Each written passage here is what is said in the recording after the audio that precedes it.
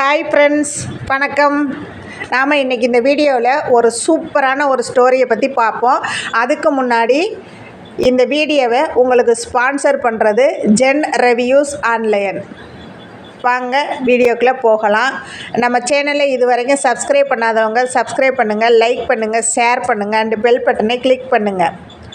Okay friends, முன்னொரு காலத்தில் பழமுதிர் சோலை அப்படிங்கிற நாட்டை பலவர்த்தன் அப்படிங்கிற ஒரு மன்னர் ரொம்பவே சிறப்பாக ஆட்சி பண்ணிக்கிட்டு வந்தார். அந்த மன்னர் ரொம்ப நேர்மையானவர், உண்மையானவர். அவர் ஆட்சியில் மக்களுக்கு எந்த விதமான குறைகளும் இல்லாமல் நடத்திக்கிட்டு வர்றாரு. அப்படி இருக்கும்போது பார்த்திங்கன்னா அவருக்கு ரொம்ப நாட்களாக, ரொம்ப வருடங்களாக குழந்தை இல்லை.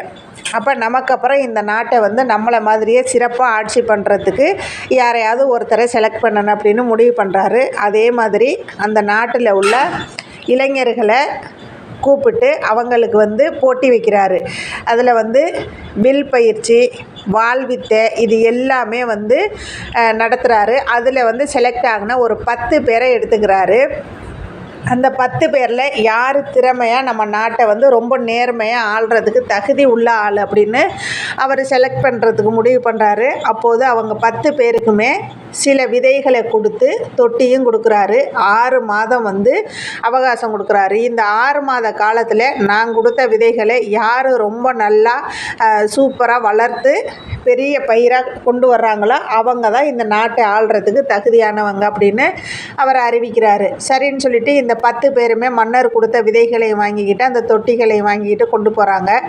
அதே மாதிரி கொண்டு போய் அந்த விதைகளை அந்த தொட்டியில் நட்டு வச்சு ரொம்பவே கவனமாக பார்த்துக்கிறாங்க. அப்போ ஒரே ஒருத்தன், அவன் பேர் ராஜா, அவனோட விதை மாத்திரம் முளைக்கவே இல்லை. அவனுக்கு ரொம்பவே தர்ம சங்கடமாக இருக்குது. என்னடா இது, மன்னர் இப்படி ஒரு விதையை கொடுத்துருக்காரு, ஆனால் முளைக்கவே இல்லை. சரி, நமக்கு மட்டும்தான் இப்படியா, நம்மளோட 10 பேர் வந்தாங்க இல்லையா, மிச்சம் 9 பேரோட விதைகள் எப்படி இருக்குன்னு பார்க்கலாம், முளைச்சிருக்கான்னு பார்க்கலான்னு சொல்லிட்டு கண்காணிக்கிறாரு. அதே மாதிரி பார்த்தீங்கன்னா அந்த 9 பேரோட விதைகளும் நல்லா செடியாக வளர்ந்து அழகாக வளர்ந்துக்கிட்டு இருக்கு. ரொம்பவே கண்ணுங்கருத்துமாக எல்லாருமே பார்த்து வளர்க்குறாங்க. அப்போ இந்த பையனுக்கு மாத்திரம் ரொம்ப சங்கடமாக இருக்குது. நமக்கு மட்டும் ராஜா நல்ல விதையாக கொடுத்துருக்க மாட்டாரோ அப்படின்னு நினைக்கும் போதே சேச்சே, மிச்சம் 9 பேருக்கும் நல்லபடியாக வளர்ந்துருக்கு இல்லையா, அப்போ நாம் தான் ஏதோ தப்பு பண்ணிட்டேன், இன்னும் கொஞ்சம் நாள் இருக்கு இல்லையா, இன்னமும் நல்லா அதை கவனிப்போன்னு சொல்லிட்டு கவனிக்கிறாரு. ஆனால் கடைசி வரைக்கும் அவரோட தொட்டியில் அந்த செடி முளைக்கவே இல்லை. ரொம்பவே சங்கடப்பட்டு சரி நம்ம இப்படியே கொண்டு போவோம், மன்னர் இதுக்கு என்ன தண்டனை கொடுத்தாலும் நம்ம வாங்கிக்கிறோம் அப்படின்னு சொல்லிட்டு அந்த பையன் மாத்திரம் அப்படியே அதை கொண்டு வராரு. கரெக்டாக 6 மாதம் முடிஞ்சோடனே 10 பேருமே அவங்களோட தொட்டியோட அரண்மனைக்கு வர்றாங்க. அப்போ பார்த்தா ராஜா மன்னர் ஒருத்தரோட தொட்டியாக பார்த்துக்கிட்டு வராங்க. அப்போ எல்லாரோட தொட்டியுமே ரொம்ப சூப்பராக வளர்ந்துருக்கு, பார்த்துக்கிட்டே வராரு. ஆனால் இந்த ராஜாங்கிற பையனோட தொட்டி மாத்திரம் செடி முளைக்கவே இல்லை. அதை பார்த்தோடனே ராஜாவுக்கு கொஞ்சம் புன்முறுவலாக சிரிக்கிறாரு.